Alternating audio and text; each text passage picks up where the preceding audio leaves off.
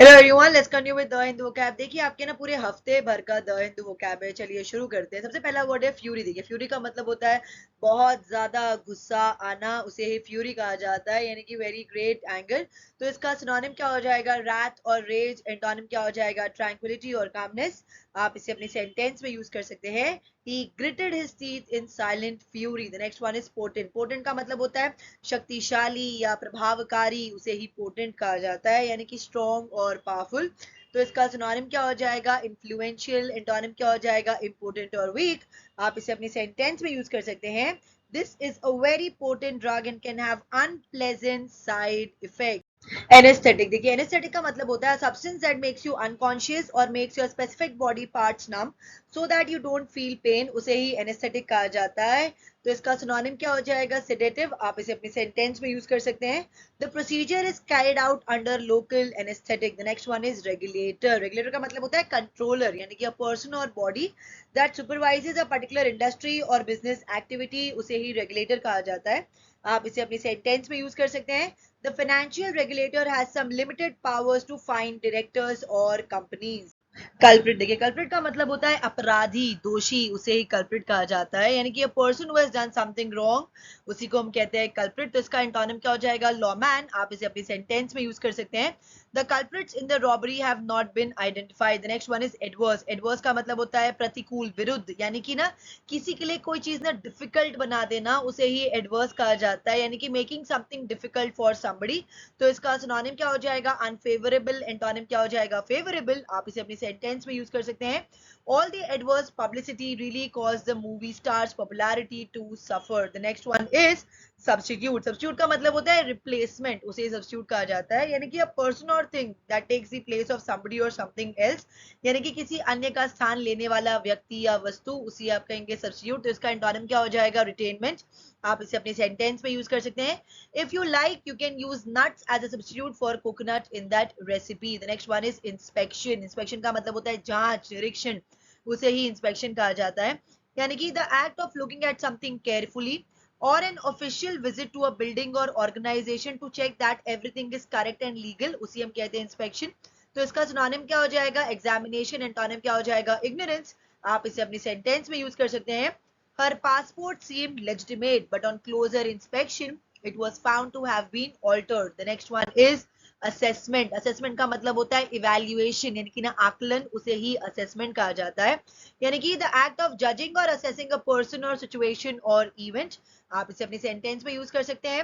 We have been too hasty in our assessment of the value of the property. The next one is flag. Flag का मतलब होता है to become tired और less strong, उसे ही flagged कहा जाता है, यानी कि थक जाना, कमजोर होना, ढीला पड़ जाना, उसी आप कहेंगे फ्लैग। तो इसका सिनोनिम क्या हो जाएगा? वीकेंड। एंटोनिम क्या हो जाएगा? रेक्यूपरेट। आप इसे अपनी सेंटेंस में यूज कर सकते हैं। The man's flagging business is now on the verge of closing its door forever. One is contaminated. Contaminated का मतलब होता है कोई चीज जब दूषित हो जाती है ना, तो उसे ही contaminated कहा जाता है, यानी कि to add a substance which will make something dirty or harmful। तो इसका सिनोनिम क्या हो जाएगा? pollute। एंटोनिम क्या हो जाएगा? purify। आप इसे अपनी सेंटेंस में यूज कर सकते हैं। The virus can be transmitted by food containing contaminated meat. The next one is violation. Violation का मतलब होता है उल्लंघन, यानी कि an action that breaks a law, agreement, rule, etc. उसे वायलेशन कहा जाता है। तो इसका सिनोनिम क्या हो जाएगा? ब्रीच। एंटोनिम क्या हो जाएगा? Non infringement. आप इसे अपनी सेंटेंस में यूज कर सकते हैं।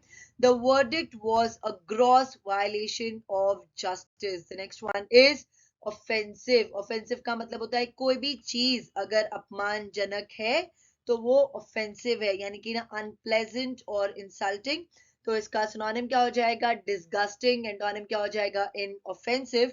आप इसे अपने सेंटेंस में यूज कर सकते हैं।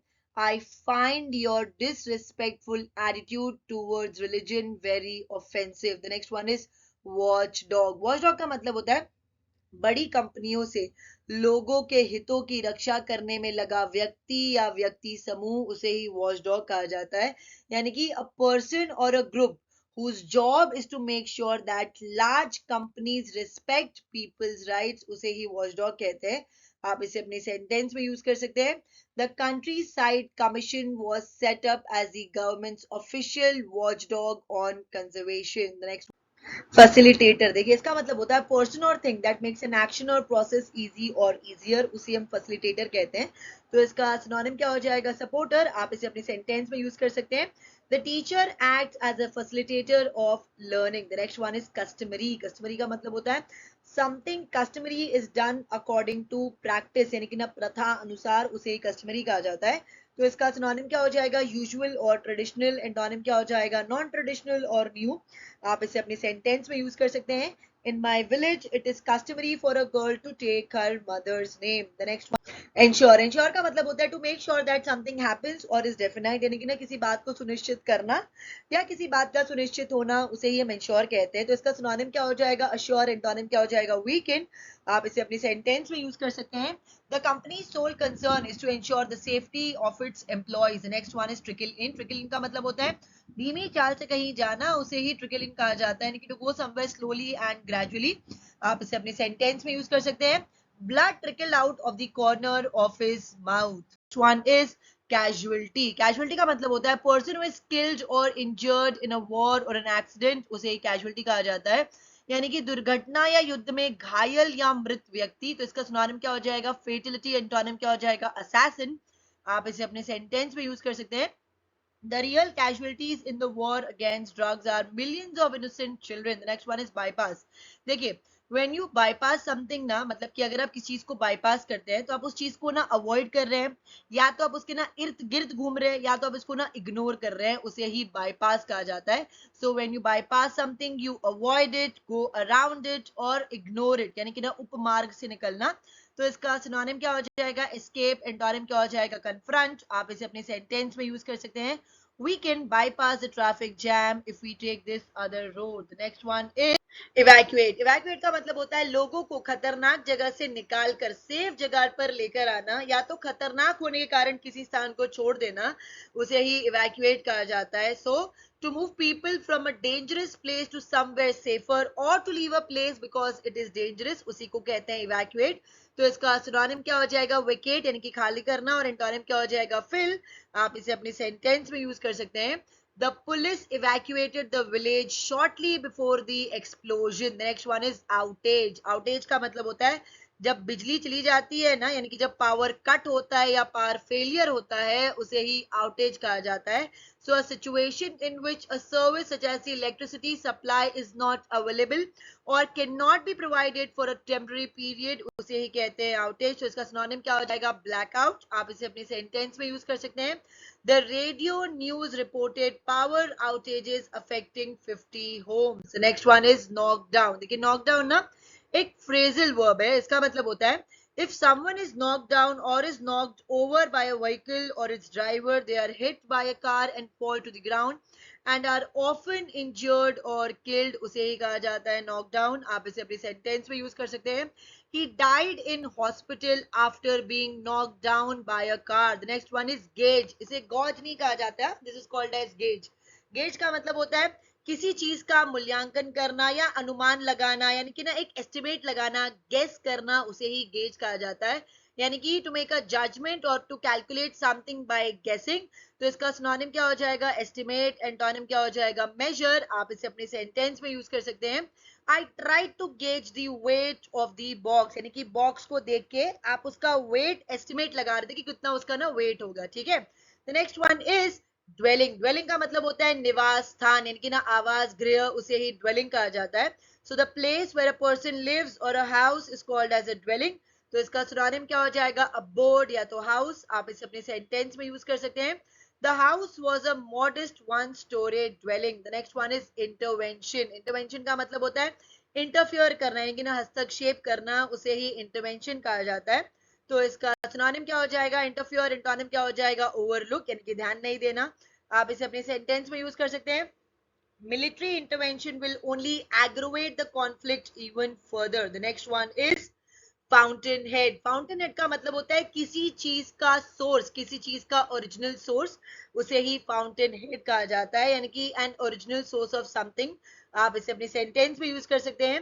ही is a fountain head of innovation and new ideas. Next one is ensure. Ensure का मतलब होता है किसी बात को सुनिश्चित करना, किसी बात का सुनिश्चित होना, उसे ही इंश्योर कहा जाता है, यानी कि to make sure that something happens और इज डेफिनाइट, तो इसका सिनोनिम क्या हो जाएगा? गारंटी। एंटोनिम क्या हो जाएगा? अंडरमाइन। आप इसे अपनी सेंटेंस में यूज कर सकते हैं। It is their responsibility to ensure that the rules are enforced. The next one is bulwark. Bulwark का मतलब होता है प्रोटेक्टिव स्ट्रक्चर ऑफ स्टोन और concrete, extends from shore into the water to prevent a beach from washing away। देखिए, आपने बहुत बार देखा होगा कि कहीं पे अगर समुद्र होता है या कहीं पे अगर ना रिवर है या कुछ है, तो वहां पे ना बांध दिया जाता है ताकि वो पानी ना और आगे नहीं आए, उसे ही बुलवॉक कहा जाता है। तो इसका सिनोनिम क्या हो जाएगा? फोर्ट्रेस और एम्बैंकमेंट। आप इसे अपने सेंटेंस में यूज कर सकते हैं। Vaccines act as a bulwark against many childhood diseases. The next one is resilience. Resilience का मतलब होता है रोग आदि से या तो किसी भी मुसीबत से संभलने का सामर्थ्य, उसे ही रेजिलियंस कहा जाता है। यानी कि the ability to recover readily from adversity और चेंज। तो इसका सिनोनिम क्या हो जाएगा? टेनेसिटी। एंटोनिम क्या हो जाएगा? वीकनेस। आप इसे अपने सेंटेंस में यूज कर सकते हैं। We were impressed by his resilience and optimism throughout his battle with cancer. The next one, देखिए, बटरेस। बटरेस का मतलब होता है to buttress an argument system और person means to give them support and strength. यानी कि अगर आप किसी आर्ग्यूमेंट को, किसी सिस्टम को या किसी पर्सन को इफ यू बटरेस इट, मतलब कि आप उसको ना सपोर्ट दे रहे हैं, स्ट्रेंथ दे रहे हैं, उसे ही बटरेस कहा जाता है। And buttresses are supports usually made of stone और brick that support a wall. इनके दीवार के लिए हम जो टेक या सहारा बनाते हैं ना, उसे भी बटरेस ही कहा जाता है। तो इसका सिनोनिम क्या हो जाएगा? पिलर और सपोर्ट। आप इसे अपने सेंटेंस में यूज कर सकते हैं। He looked for things that would buttress the prosecution case and win a conviction. The next one is inhabitant. Inhabitant का मतलब होता है निवासी, बाशिंदा, उसे ही inhabitant कहा जाता है। यानी कि a person or animal that lives in a place। तो इसका सिनोनिम क्या हो जाएगा? रेसिडेंट्स और ऑक्यूपेंट्स। एंटोनिम क्या हो जाएगा? फॉरेनर। आप इसे अपनी सेंटेंस में यूज कर सकते हैं। The inhabitants of the town don't like the tourists. The next, embedded। embedded का मतलब होता है किसी वस्तु को किसी दूसरी वस्तु में ना बहुत मजबूती से बिठाना, उसे ही embedded कहा जाता है, यानी कि ना जड़ना। So to fix something firmly and deeply is called as embedded। तो इसका सिनोनिम क्या हो जाएगा? implant। एंटोनिम क्या हो जाएगा? temporary। आप इसे अपनी सेंटेंस में यूज कर सकते हैं। The thorn was embedded in her thumb. The next one is racial discrimination. Racial discrimination का मतलब होता है रंग के बेसिस पे किसी के साथ भेदभाव करना, उसे ही रेशियल डिस्क्रिमिनेशन कहा जाता है। यानी कि racial discrimination is any discrimination against any individual on the basis of their skin colour, race और एथनिक ओरिजिन। आप इसे अपनी सेंटेंस में यूज कर सकते हैं। He believes that he is a victim of racial discrimination. Violate. Violate का मतलब होता है जब किसी नियम का या समझौते का अगर उल्लंघन होता है ना, तो उसे वायलेट कहा जाता है। यानी कि टू ब्रेक अ रूल और an agreement is called as violation. तो इसका सिनोनिम क्या हो जाएगा? कॉन्ट्रवीन। एंटोनिम क्या हो जाएगा? ओबे। आप इसे अपनी सेंटेंस में यूज कर सकते हैं।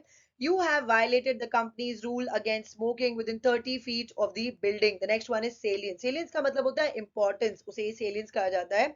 आप इसे अपनी सेंटेंस में यूज कर सकते हैं। The salience of these facts was questioned by several speakers. The next one, unarmed। unarmed का मतलब होता है कोई पर्सन अगर ना निहत्था हो या बगैर किसी शस्त्र के होना, तो उसे ही unarmed कहा जाता है। यानी कि having no guns, knives, etc. or not armed is called as unarmed। तो इसका सिनोनिम क्या हो जाएगा? disarmed। एंटोनिम क्या हो जाएगा? armed। आप इसे अपने सेंटेंस में यूज कर सकते हैं। Bombs rain down on the unarmed common people. The next one is underscore। underscore का मतलब होता है अंडरस्कोर वर्ड आप है ना तब यूज करेंगे जब आपको किसी चीज के ऊपर ना स्पेशल अटेंशन देना हो या एम्फोसाइज करना हो ना, तभी हम लोग ये वर्ड अंडरस्कोर यूज करते हैं। यानी कि to underscore is to draw special attention to a fact, idea और सिचुएशन। तो इसका सिनोनिम क्या हो जाएगा? एम्फोसाइज। एंटोनिम क्या हो जाएगा? सबड्यू। आप इसे अपने सेंटेंस में यूज कर सकते हैं। As the movie played, I realized the director used music to underscore key scenes. The next one is आउटपोर। आउटपोर का मतलब होता है सडन रैपिड फ्लो, उसे ही आउटपोर कहा जाता है। तो इसका सिनोनिम क्या हो जाएगा? गश। एंटोनिम क्या हो जाएगा? इनफ्लो। आप इसे अपने सेंटेंस में यूज कर सकते हैं। The roadways around the new plant are being widened to handle the expected outpour of vehicles at the end of the day shift. The next one is erupt। erupt का मतलब होता है कोई चीज अगर ना एकाएक शुरू हो जाए ना या भड़क उठे, स्पेशली अगर हिंसा, उसे ही इरप्ट कहा जाता है। So it is used about violence, shouting etcetera to start suddenly. तो इसका सिनोनिम क्या हो जाएगा? इजेक्ट। एंटोनिम क्या हो जाएगा? रिस्ट्रेन। आप इसे अपनी सेंटेंस में यूज कर सकते हैं।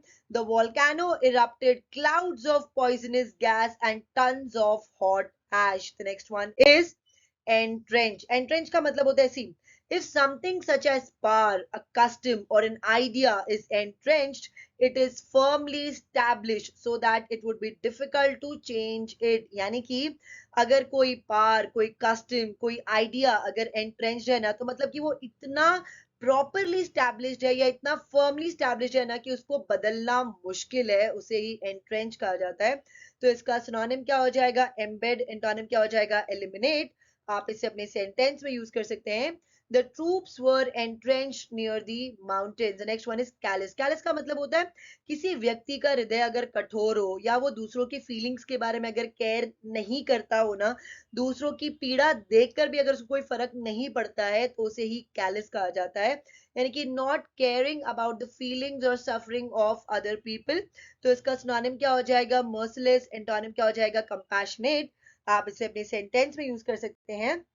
His behavior on that occasion was extremely callous. The next one, स्केदिंग. स्केदिंग का मतलब होता है जब आप किसी पर्सन के बारे में ना अगर बहुत स्ट्रॉन्ग नेगेटिव ओपिनियन रखते हैं ना, या बोलते हैं या एक्सप्रेस करते हैं ना, तो उसे ही स्केदिंग कहा जाता है. So expressing a very strong negative opinion about somebody और something is called as scathing. तो इसका सिनोनिम क्या हो जाएगा? स्लैमिंग. एंटोनिम क्या हो जाएगा? प्रेजिंग. आप इसे अपने सेंटेंस में यूज कर सकते हैं.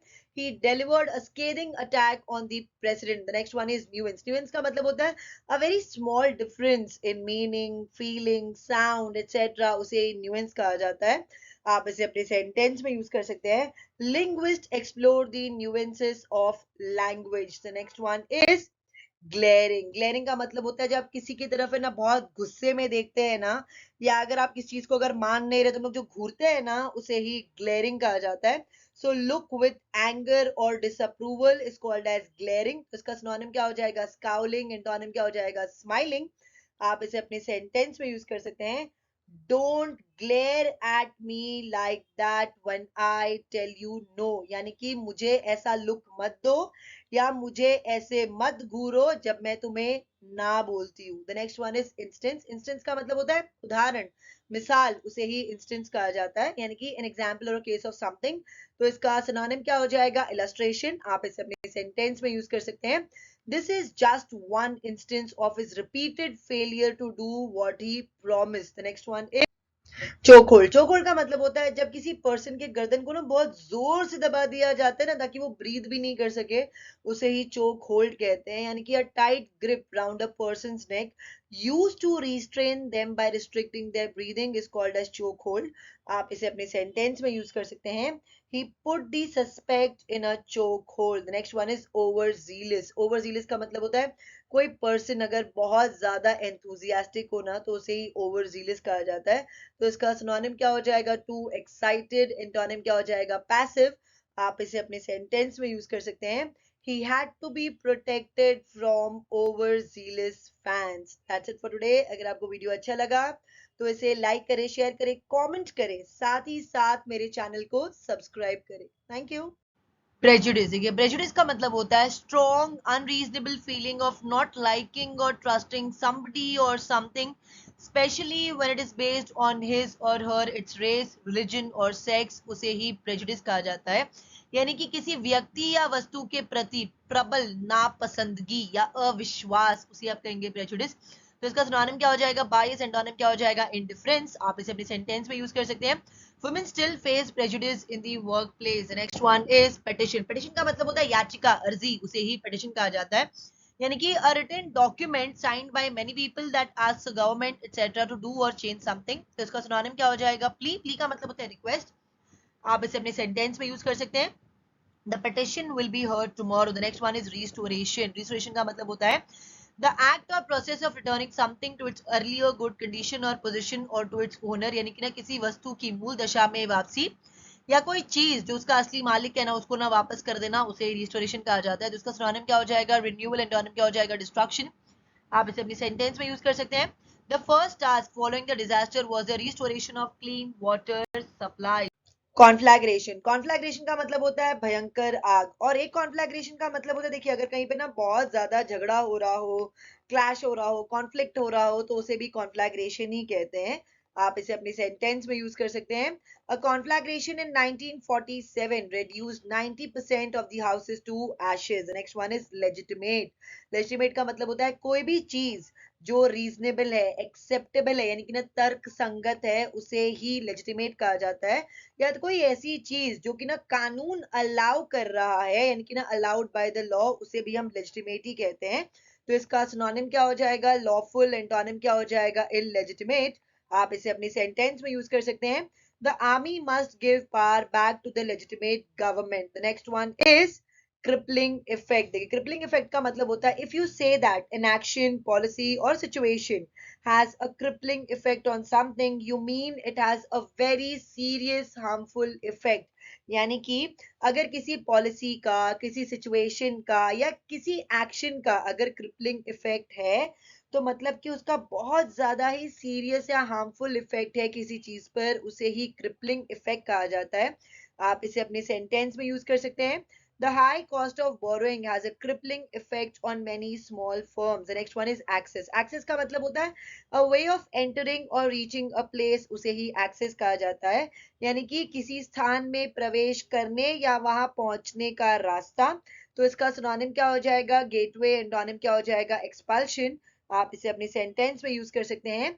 In the evening, the only access to the building is through the side door. The next one, vital. Vital का मतलब होता है कोई भी चीज अगर बहुत ज्यादा इंपॉर्टेंट है या आवश्यक है ना, तो उसे ही वाइटल कहा जाता है. तो इसका सिनोनिम क्या हो जाएगा? एसेंशियल. एंटोनिम क्या हो जाएगा? अनइम्पॉर्टेंट. आप इसे अपनी सेंटेंस में यूज कर सकते हैं.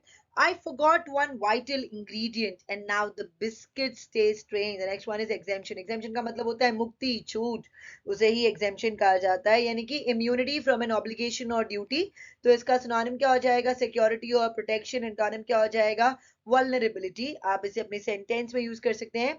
You qualify for a tax exemption on the loan. The next one is cite. Cite का मतलब होता है to mention something or use somebody's exact words as an example to support or as proof of what you are saying.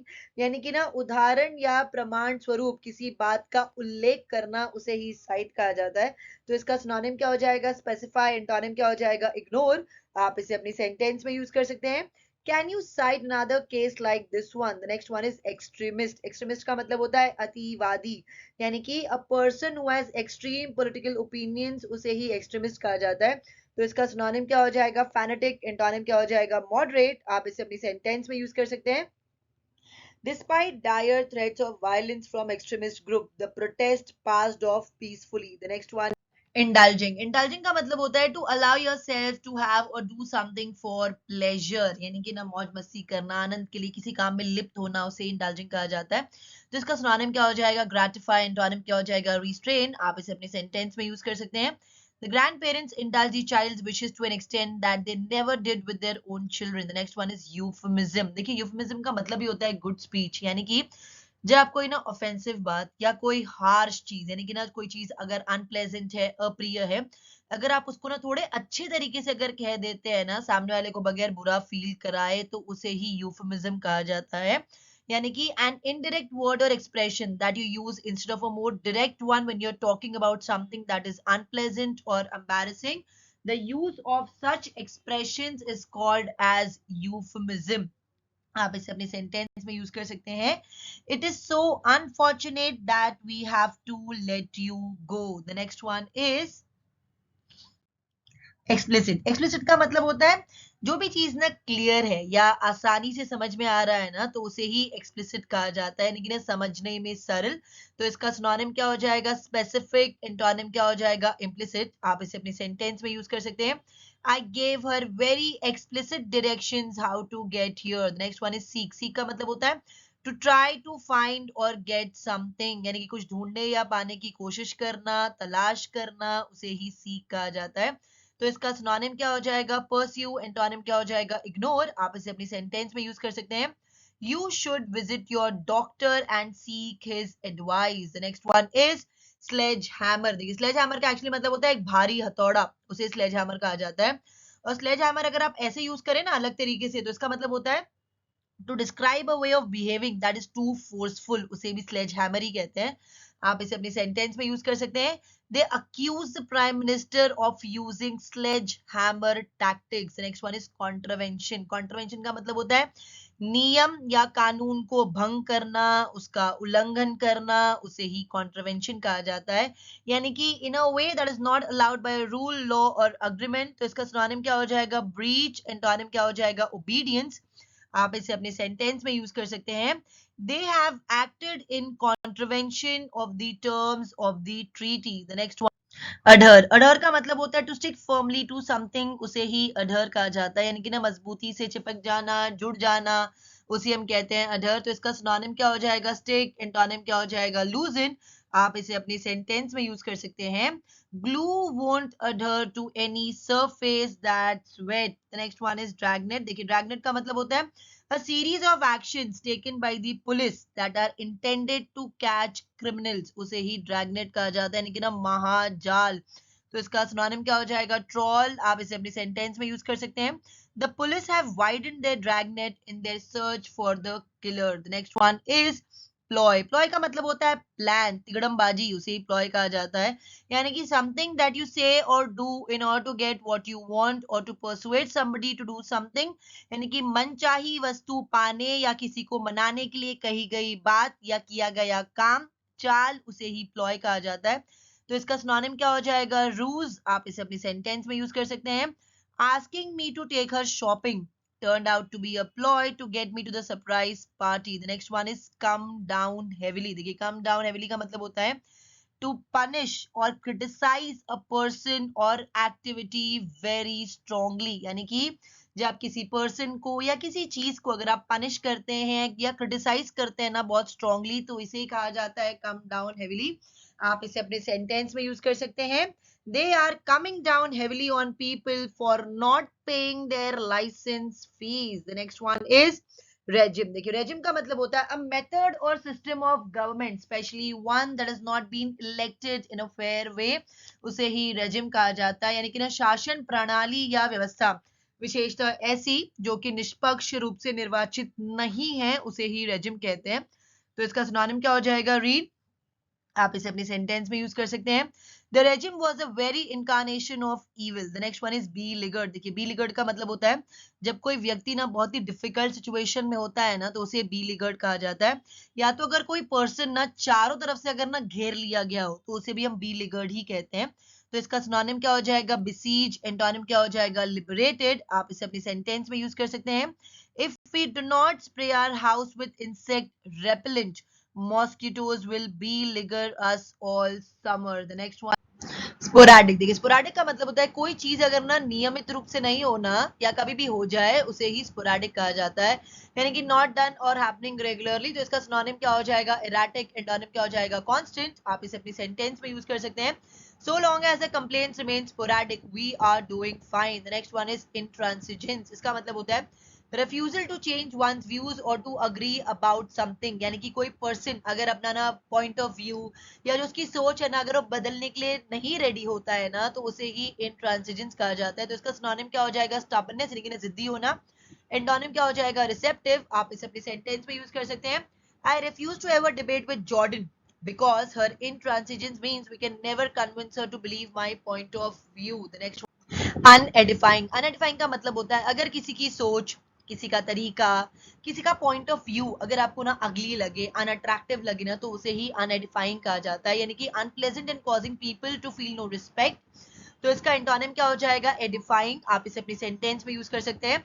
The unedifying saga of their divorce was played out in the newspapers. The next one is reluctant. Reluctant का मतलब होता है जब आप है ना hesitant होते हैं ना, मतलब जब करने के लिए ना इच्छा नहीं होती आपकी, आप हिचकिचा रहे होते हैं ना, तो उसे रिलक्टेंट कहा जाता है। So not wanting to do something because you are not sure it is a right thing to do. तो इसका एंटोनिम क्या हो जाएगा? इंक्लाइन। आप इसे अपनी सेंटेंस में यूज कर सकते हैं। I am reluctant to let you borrow my vintage CD since you never give back anything I lend you. The next, quite. देखिए ये क्वाइट का मतलब होता है अधिक नहीं, या तो किसी हद तक, नॉट वेरी और टू अ सर्टेन डिग्री, उसे क्वाइट कहते हैं। और अगर इसी में ना अगर ई टी के पहले लग जाए ना, तो वो क्वाइट का मतलब होता है चुप, शांत, उसे ही क्वाइट कहा जाता है। तो इसका सिनोनिम क्या हो जाएगा? रिलेटिवली। एंटोनिम क्या हो जाएगा? स्पेशली। आप इसे अपनी सेंटेंस में यूज कर सकते हैं। We camped quite near Mount Rushmore. The next one is heed. Heed का मतलब होता है पे अटेंशन टू एडवाइस और वार्निंग, उसे ही हीड कहा जाता है। यानी कि किसी सलाह या चेतावनी पर ध्यान देना, उसे हम कहते हैं हीड। तो इसका सिनोनिम क्या हो जाएगा? अटेंशन। एंटोनिम क्या हो जाएगा? इग्नोर। आप इसे अपनी सेंटेंस में यूज कर सकते हैं। John lost his entire life savings because he was too arrogant to heed my tips on the stock market. The next one is perceive. देखिए perceived का मतलब होता है to notice और realize something, उसे ही perceived कहा जाता है। तो इसका synonym क्या हो जाएगा? discern। एंटोनिम क्या हो जाएगा? disregard। आप इसे अपनी सेंटेंस में यूज कर सकते हैं। I thought I perceived a problem but I wasn't sure. The next one is deployment. Deployment का मतलब होता है the distribution of forces in preparation for battle or work, उसे ही deployment कहते हैं। तो इसका सिनोनिम क्या हो जाएगा? पोजीशन। आप इसे अपने सेंटेंस में यूज कर सकते हैं। The commander deployed additional troops to the region this morning. The next one is discretion. देखिए इसके ना दो मतलब होते हैं। एक डिस्क्रिशन का मतलब होता है कि आपको ना पूरा फ्रीडम है, पूरा पार है, आप है ना कोई भी डिसीजन ना ले सकते हैं, उसे ही डिस्क्रिशन कहा जाता है। यानी कि the freedom and power to make decisions by yourself. और एक डिस्क्रिशन का मतलब होता है कि कुछ करने से पहले, कुछ कहने से पहले आप सावधान रहते हैं, सोच समझ कर बोलते हैं, समझदारी दिखाते हैं, बुद्धिमानी दिखाते हैं, उसे भी डिस्क्रिशन ही कहा जाता है। यानी कि केयर इन व्हाट यू से and do so as not to cause embarrassment or difficulty for somebody. तो इसका सिनोनिम क्या हो जाएगा? wisdom। एंटोनिम क्या हो जाएगा? stupidity। आप इसे अपनी सेंटेंस में यूज कर सकते हैं। Since there is a storm overhead, the pilot will depart the airport at his own discretion. The next one is perspective. Perspective का मतलब होता है something that is expected or likely to happen, उसे ही perspective कहा जाता है, यानी कि ना संभावित। तो इसका सिनोनिम क्या हो जाएगा? फ्यूचर और एक्सपेक्टेड। एंटोनिम क्या हो जाएगा? पास्ट। आप इसे अपनी सेंटेंस में यूज कर सकते हैं। We have had 3 sets of prospective buyers looking at the house. The next one, grievance. देखिए ग्रीवियंस का मतलब होता है शिकायत, व्यथा, यानी कि कंप्लेन, उसे ही ग्रीवियंस कहा जाता है। यानी कि something that you think is unfair and that you want to complain और प्रोटेस्ट अबाउट। तो इसका एंटोनिम क्या हो जाएगा? प्रेज। आप इसे अपनी सेंटेंस में यूज कर सकते हैं। She decided to file a formal grievance against the utility company. The next one is pique. Pique का मतलब होता है किसी को गुस्सा दिलाना, उसे ही पीक कहा जाता है। तो इसका सिनोनिम क्या हो जाएगा? रिसेंटमेंट और आउटरेज। एंटोनिम क्या हो जाएगा? सेटिस्फैक्शन। आप इसे अपनी सेंटेंस में यूज कर सकते हैं। इन अ फिट ऑफ पीक, यानी कि गुस्से में आकर, she posted embarrassing photos of her ex boyfriend on the internet. The next one is resentment. Resentment का मतलब होता है नाराजगी या रोष, उसे ही रिसेंटमेंट कहा जाता है। यानी कि a feeling of deep and bitter anger and ill will. तो इसका सिनोनिम क्या हो जाएगा? ग्रज। आप इसे अपनी सेंटेंस में यूज कर सकते हैं। This decision has caused resentment among some teachers. Next one is affirm. Affirm का मतलब होता है औपचारिक रूप से किसी बात को सही मानना, निश्चय पूर्वक समर्थन करना, उसे ही अफर्म कहा जाता है। यानी कि टू से फॉर्मली और clearly that something is true और that you support something strongly, उसे ही हम अफर्म कहते हैं। तो इसका सिनोनिम क्या हो जाएगा? क्लेम। एंटोनिम क्या हो जाएगा? डिनाई। आप इसे अपनी सेंटेंस में यूज कर सकते हैं। Our business partner affirmed his trust in us and we in turn promised not to let him down. The next one is ought. ought का मतलब होता है, हम लोग ये शब्द ना तब यूज करते हैं जब आपको ना एक्सप्रेस करना हो कोई ड्यूटी या कोई मॉरल ऑब्लिगेशन, ठीक है, उसे ही ought कहा जाता है। यानी कि ना every citizen ought to help. The next one is compliance. Compliance का मतलब होता है अनुपालन, ओबे करना किसी चीज को, उसे ही कंप्लायंस कहा जाता है। यानी कि compliance with something, for example a law, treaty और agreement, means doing what you are required और एक्सपेक्टेड टू डू। तो इसका एंटोनिम क्या हो जाएगा? डिफायंस। आप इसे अपनी सेंटेंस में यूज कर सकते हैं। Inspectors were sent to visit nuclear sites and verify compliance with the treaty. The next endemic. देखिए एंडेमिक का मतलब होता है अगर आप कहते हैं ना कि कोई कंडीशन या प्रॉब्लम अगर एंडेमिक है ना, तो आप ये बोलना चाह रहे हैं कि वो प्रॉब्लम या वो कंडीशन ना इतना ज्यादा कॉमन और स्ट्रॉन्ग है ना कि उससे छुटकारा पाना आसान नहीं है, उसे ही एंडेमिक कहा जाता है। यानी कि if you say that a condition और problem is endemic, you mean that it is very common and strong and cannot be dealt with easily। तो इसका सिनोनिम क्या हो जाएगा? रीजनल। एंटोनिम क्या हो जाएगा? एक्सोटिक। आप इसे अपनी सेंटेंस में यूज कर सकते हैं। Street crime is virtually endemic in large cities. The next one is intervene. Intervene का मतलब होता है to interrupt somebody who is speaking in order to say something, यानी कि अपनी बात कहने के लिए जो सामने वाला पर्सन कुछ बोल रहा है तो उसके बोलने में उसको ना इंटरफियर करना, बाधा डाल देना, उसे ही इंटरवीन कहा जाता है। तो इसका सिनोनिम क्या हो जाएगा? इंटरसीड। एंटोनिम क्या हो जाएगा? अवॉइड। आप इसे अपने सेंटेंस में यूज कर सकते हैं। I would like to help but I don't have the power to intervene in this dispute। The next one is domain। domain का मतलब होता है an area of knowledge or activity, उसे ही domain कहा जाता है, यानी कि ज्ञान या कार्य का क्षेत्र। तो इसका सिनोनिम क्या हो जाएगा? realm। आप इसे अपनी सेंटेंस में यूज कर सकते हैं। I don't do any gardening, यानी कि मैं गार्डनिंग नहीं करता हूँ।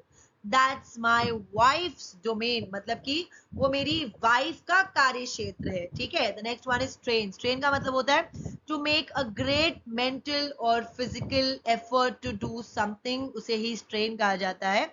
यानी कि किसी काम के लिए काफी अधिक मानसिक या शारीरिक श्रम करना। तो इसका सिनोनिम क्या हो जाएगा? प्रेशर। एंटोनिम क्या हो जाएगा? कंफर्ट। आप इसे अपनी सेंटेंस में यूज कर सकते हैं। The families constant moving is putting a real strain on the children. The next personnel. देखिए पर्सोनल का मतलब होता है आपका स्टाफ, आपका वर्क फोर्स, उसे ही पर्सोनल कहा जाता है। यानी कि the people who work for a large organisation और one of the armed forces. आप इसे अपनी सेंटेंस में यूज कर सकते हैं। Several personnel were asked to resign after inner company fraud was discovered this week. The next one is imperative. Imperative का मतलब होता है कोई चीज अगर बहुत ज्यादा इंपॉर्टेंट है या अर्जेंट है ना तो उसे ही इंपेरेटिव कहा जाता है। तो इसका सिनोनिम क्या हो जाएगा? एसेंशियल। एंटोनिम क्या हो जाएगा? Non essential. आप इसे अपनी सेंटेंस में यूज कर सकते हैं। Proper equipment is imperative for the success of this chemical experiment. The next one is disparity. Disparity का मतलब होता है असमानता, उसे ही डिस्पैरिटी कहा जाता है। और ये ज्यादातर ना तब होता है ना जब लोगों के साथ ना उचित व्यवहार नहीं होता है, तो उसे हम डिस्पैरिटी कहते हैं। यानी कि difference, specially one that is caused by unfair treatment. तो इसका सिनोनिम क्या हो जाएगा? डिफरेंस। एंटोनिम क्या हो जाएगा? सिमिलैरिटी।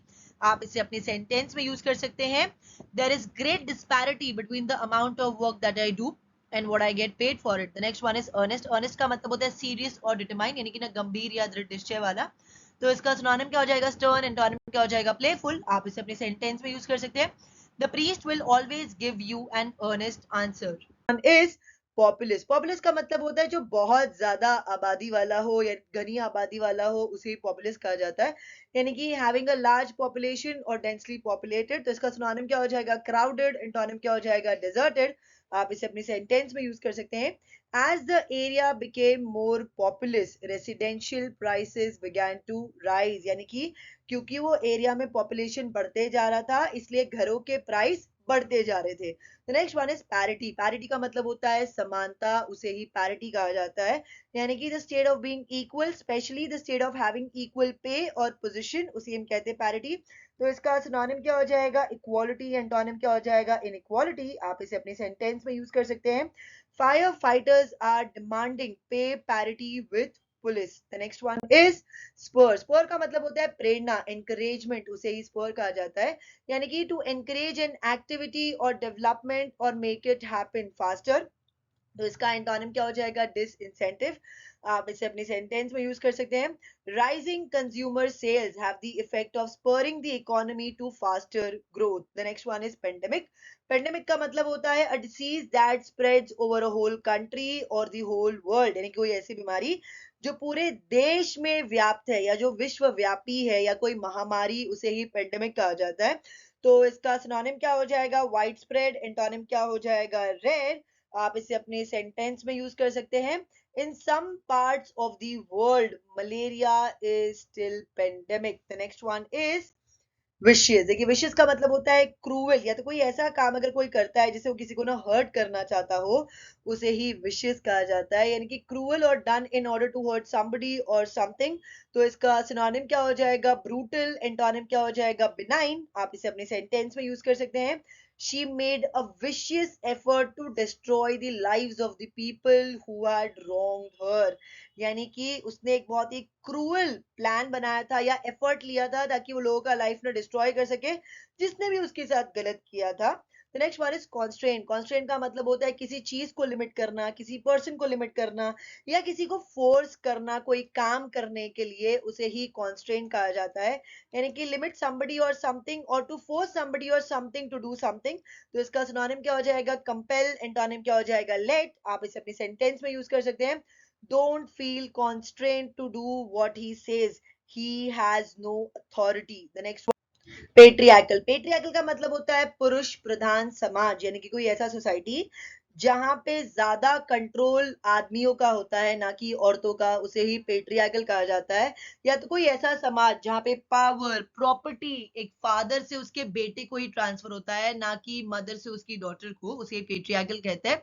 तो इसका सिनोनिम क्या हो जाएगा? ऑटोक्रेटिक। एंटोनिम क्या हो जाएगा? मेट्रियाकल। आप इसे अपनी सेंटेंस में यूज कर सकते हैं। She states that the legal system is essentially patriarchal. The next one is fragility. देखिए fragility का मतलब होता है कि कोई भी चीज जो बहुत आसानी से टूट जाए ना, उसे ही फ्रेजाइल कहा जाता है, यानी कि the quality of being easily broken और डैमेज्ड। तो इसका सिनोनिम क्या हो जाएगा? वीकनेस। एंटोनिम क्या हो जाएगा? रोबस्टनेस। आप इसे अपने सेंटेंस में यूज कर सकते हैं। The toys were so fragile, my dog destroyed them within minutes. The next one, assure. Assure का मतलब होता है आश्वासन देना या भरोसा दिलाना, स्पेशली तब अगर कोई बहुत ज्यादा चिंतित हो, उसे अश्योर कहा जाता है। यानी कि to promise somebody that something will certainly happen और be true, specially if he और शी इज वरिड, उसे ही अश्योर कहते हैं। तो इसका सिनोनिम क्या हो जाएगा? सर्टेन। एंटोनिम क्या हो जाएगा? डाउटफुल। आप इसे अपनी सेंटेंस में यूज कर सकते हैं। I assure you they will be perfectly safe with us. The next one is uptick. Uptick का मतलब होता है इजाफा, यानी किसी चीज में अगर ना इंक्रीज हो, बढ़ोतरी हो, उसे ही अपटिक कहा जाता है, यानी कि स्मॉल इंक्रीज और स्लाइट अपवर्ड ट्रेंड। तो इसका सिनोनिम क्या हो जाएगा? बूस्ट। एंटोनिम क्या हो जाएगा? डिक्रीज। आप इसे अपनी सेंटेंस में यूज कर सकते हैं। In some months there is a slight uptick and in some months there is a decrease. The next one is attainment. Attainment का मतलब होता है the act of achieving something, उसे ही अटेनमेंट कहा जाता है, यानी कि ना प्राप्ति, सिद्धि। तो इसका सिनोनिम क्या हो जाएगा? अकम्प्लिशमेंट। एंटोनिम क्या हो जाएगा? फेलियर। आप इसे अपनी सेंटेंस में यूज कर सकते हैं। She values educational attainment above all else. The next one is empowerment. Empowerment का मतलब होता है टू गिव somebody पावर और अथॉरिटी टू डू समथिंग, यानी कि किसी को पावर देना, किसी को अथॉरिटी देना कोई काम करने के लिए, उसे ही एम्पावरमेंट कहा जाता है। तो इसका सिनोनिम क्या हो जाएगा? एंट्रस्ट। एंटोनिम क्या हो जाएगा? रिवोक। आप इसे अपनी सेंटेंस में यूज कर सकते हैं। This government believes very strongly in the empowerment of women. The next one is stall. देखिए स्टॉल का मतलब होता है किसी काम को या किसी बात को होने से रोक देना, बाद में करने या होने के लिए, उसे ही स्टॉल्ड कहा जाता है, यानी कि टू अवॉइड डूइंग समथिंग और to try to stop something happening until a later time. तो इसका सिनोनिम क्या हो जाएगा? हॉल्टेड। एंटोनिम क्या हो जाएगा? ऑनगोइंग। आप इसे अपनी सेंटेंस में यूज कर सकते हैं। The whole point of a red light is to stall the flow of traffic by stopping all of the cars coming its way. And the last one is bridging the gap. Bridging the gap का मतलब होता है दो चीजों को connect करना और to make the difference between them smaller, या तो उन दो चीजों के बीच में जो डिफरेंस है ना उसे कम कर देना, उसे ही ब्रिजिंग द गैप कहा जाता है। आप इसे अपनी सेंटेंस में यूज कर सकते हैं। This collection of stories bridges the gap between history and fiction. That's it for today. अगर आपको वीडियो अच्छा लगा तो इसे लाइक करें, शेयर करें, कमेंट करें, साथ ही साथ मेरे चैनल को सब्सक्राइब करें। Thank you.